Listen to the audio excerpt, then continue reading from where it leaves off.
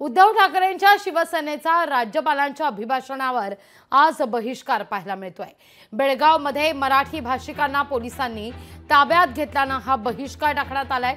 बेळगावचे पडसाद विधिमंडळ कामकाजात उमटताना दिसले आहेत। बेळगाव कारवारमध्ये राहणाऱ्या मराठी भाषिकांवर अन्याय होत असल्याची भूमिका ठाकरेंच्या शिवसेनेनं घेतल्याचं आज दृश्य होतं।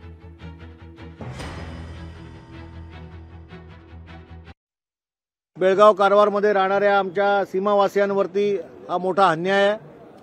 गेली अनेक वर्ष हा प्रश्न रेंगाळलेला आहे आणि याच्यामध्ये महाराष्ट्र सरकारने पुढाकार घेऊन हा प्रश्न सोडवावा म्हणून अनेक वेळा या सगळ्या गोष्टी राज्यपालाने आपल्या अभिभाषणामध्ये यापूर्वीच्या अनेक वेळा बोलून दाखवल्या, परंतु महाराष्ट्रातील या सीमेवरील मराठी बांधवांवरती अन्याय मात्र कमी झाला नाही आणि म्हणून याचा निषेध म्हणून आज ज्या पद्धतीने कर्नाटकी सरकार हे सीमावासियांवरती अन्याय करते, मराठी माणसाची गळचेपी करते, त्याच्या निषेधार्थ आज राज्यपालाच्या अभिभाषणावरती शिवसेना उद्धव बाळासाहेब ठाकरे यांच्या पक्षाच्या सर्व आमदारांनी बहिष्कार टाकलाय।